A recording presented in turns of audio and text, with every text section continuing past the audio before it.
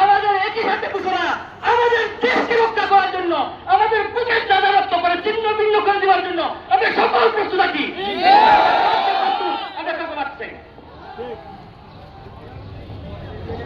আমরা দেখতে পাচ্ছি ইসলামপুর থেকে, ওয়াইলখালী থেকে, মল্লিকপুর থেকে, আলিপাড়া থেকে এবং বরপাড়া থেকে বেশ কয়েকটি মিছিল আমাদের সমাবেশস্থলে এসে উপস্থিত হয়েছে।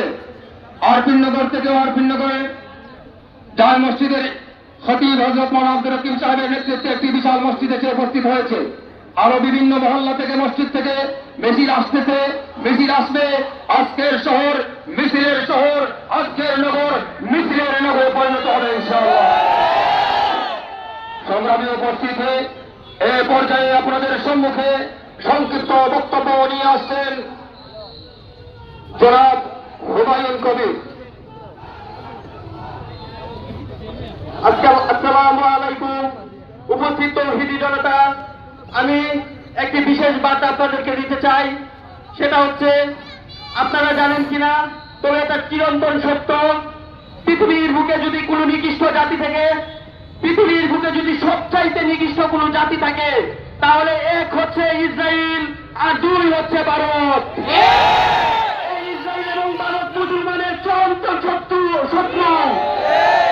তারা যুদ্ধবিরতির চুক্তি করে সেই সময় ঘুমন্ত বাচ্চাদের উপর বোমা হামলা করে। তারা বিশ্ব মানবতার শত্রু। মাননীয় ট্রাম্প মহোদয়, আপনি কত বড় জালিম, কত বড় শত্রু সেটা বিশ্বের কাছে পরিচিত হয়ে গেছেন। আপনি 2 দিন আগে একটি বার্তা প্রকাশ করেছেন, বাংলাদেশে সংখ্যালঘু নির্যাতন নিয়ে আপনি চিন্তিত। এর চেয়ে বড় প্রতারক আর দুটাবাজির কোন জায়গা থাকতে পারে না। আপনি এত বড় জানেন, আপনি বাংলাদেশের সংখ্যালঘু নিয়ে চিন্তিত, আর রাতের আধারে ফিলিস্তিনের মধ্যে বোমা হামলা করতে আপনার বুক কাঁপে না। এই ইসরায়েলের উপর বল করে সারা বিশ্বের মধ্যে আপনি যে তাণ্ডব চালিয়েছেন, এটা সারা বিশ্ব জানে। অচিরেই আপনাদের বিচার এই বিশ্ব মানবতার মঞ্চে করা হবে ইনশাআল্লাহ। আমরা মুসলমানের জাতি, আমরা যুদ্ধকে ভয় পাই না। আমাদের নবী যুদ্ধ করে গেছেন, আমাদের নবী রক্ত দিয়ে গেছেন, আমাদের নবীর দন্ত মুবারক শাহাদ হয়েছে। আমাদের নবীর দন্ত মুবারক যদি শাহাদ হয়ে থাকে, আমি আপনি রক্ত দিকে পিছপা হব। যাচ্ছে ভারতকে 33 টুকরো করে দেওয়ার জন্য আমরা প্রস্তুত আছি ইনশাআল্লাহ। হোলি খেলবেন, রঞ্জে হোলি খেলে আমার মুসলিম ভাইকে হত্যা করবেন।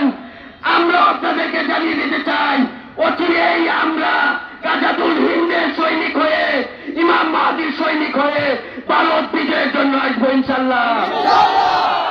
দিল্লির লাল কেল্লায় কালেমার পতাকা উড়াবো ইনশাআল্লাহ। আমরা আবারও বিশ্ববাসীকে জানিয়ে দিতে চাই, আমরা শান্তিপ্রিয় জাতি, আমরা কারো উপর আক্রমণ করি না। কিন্তু ফিলিস্তিনে যে ঘটনাগুলো ঘটছে, একের পর এক, দিনের পর দিন, বছরের পর বছর আমাদের হৃদয় রক্তক্ষরণ হচ্ছে।